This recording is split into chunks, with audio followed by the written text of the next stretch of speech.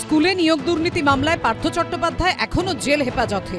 তাঁর সম্পর্কে শুক্রবার আদালতে বিস্ফোরক দাবি করেছেন স্কুল সার্ভিস কমিশনের প্রাক্তন চেয়ারম্যান চিত্তরঞ্জন মণ্ডল।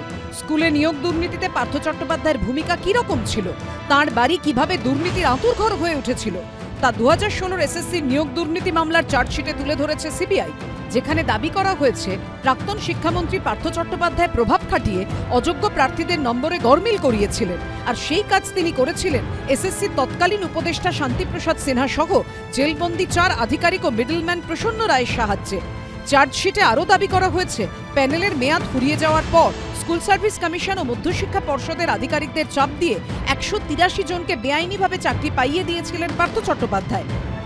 পার্থ চট্টোপাধ্যায় তো শিক্ষামন্ত্রী ছিলেন, পার্থ চট্টোপাধ্যায় জেলে, কিন্তু গোটা দল যদি আজকে মুকুল রায় এবং পার্থ চট্টোপাধ্যায়ের থেকে নিজেকে বিচ্ছিন্ন করে নেয় বা সে ধরনের বিবৃতি দেয়, কিংবা এই বিবৃতি থেকে মানুষ যদি এ ধরনের কোনো সিদ্ধান্তে উপনীত হয়, আমার মনে হয় সেটা ঠিক হবে না এবং সেটা সম্ভব না। যেটা হয়েছিল সেটা যৌথ সিদ্ধান্তের ভিত্তিতে হয়েছিল, তৃণমূল কংগ্রেসের কর্মসূচিকে রূপায়িত করার জন্য হয়েছিল। এর আগে বারবার কেন্দ্রীয় এজেন্সির স্ক্যানারে এসেছে পার্থ চট্টোপাধ্যায়ের বাড়ি। এই প্রেক্ষাপটে সিবিআই এর চার্জশিটে দাবি করা হয়েছে দুর্নীতি মামলার 2 সাক্ষী পরিমল গড়াই ও শুভময় শিকদারের বয়ান থেকে জানা গেছে পার্থ চট্টোপাধ্যায়ের নাকতলার বাড়িতেই তৈরি হতো অযোগ্যদের তালিকা। এসএসসি তৎকালীন চেয়ারম্যান সুবীরেশ ভট্টাচার্য প্রায়ই আসতেন সেখানে এবং সেখান থেকে তালিকা নিয়ে যেতেন। এজেন্ট এবং মন্ত্রীর মাঝে যোগসূত্র ছিলেন মিডলম্যান প্রসন্ন কুমার রায়, যিনি মাঝে মাঝেই যেতেন পার্থ চট্টোপাধ্যায়ের বাড়ি। এটা কোনো ব্যক্তি একজন দুজনের ব্যাপার না, এটা অ্যাজ এ হোল সামগ্রিক প্রাতিষ্ঠানিক সংগঠিত একটা ক্রিমিনাল ব্যবস্থাপনা দুর্নীতির তা চালু করেছে তৃণমূলের সরকার। চার্জশিটে এই দাবিও করা হয়েছে দুর্নীতির বিরুদ্ধে গড়ে ওঠা আন্দোলন ভাঙতে রণকৌশল হিসেবে বেছে বেছে আন্দোলনকারীদের কয়েকজনকে চাকরিতে নিয়োগ করেছিলেন পার্থ চট্টোপাধ্যায়। এর জন্য স্কুল সার্ভিস কমিশনের তৎকালীন চেয়ারম্যান সৌমিত্র সরকারকে রীতিমতো চাপ দিয়েছিলেন তিনি।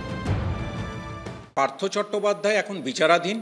দলীয় স্তরে তাকে যথারীতি যা ব্যবস্থা নেওয়া হয়েছে এবং কাল বিলম্ব না করে ব্যবস্থা নেওয়া হয়েছে। বিরোধী দলের দলনেতা শুভেন্দুবাবুর বিরুদ্ধেই সারদা এবং নারদা কাণ্ডের সিবিআইয়ের তদন্ত চলছিল, সেই তদন্ত কি জাদু বলে বন্ধ হয়ে গেল? আগে সেটা নিয়ে স্টেটমেন্ট দিন। তৃণমূল কংগ্রেস দুর্নীতির সঙ্গে আপোষ করে না, যারা দুর্নীতির সামনে এসছেন তাদেরকে দল তাদের বিরুদ্ধে ব্যবস্থা নিয়েছে।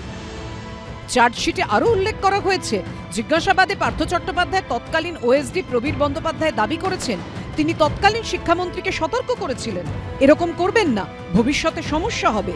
তখন রীতিমতো ধমক দিয়েছিলেন পার্থ চট্টোপাধ্যায়, বলেছিলেন আমি মন্ত্রী, আমাকে উপদেশ দিতে এসো না। আশাবুল হোসেন, শিবাশিস মৌলিক ও রঞ্জিত হালদারের রিপোর্ট, এবিপি আনন্দ।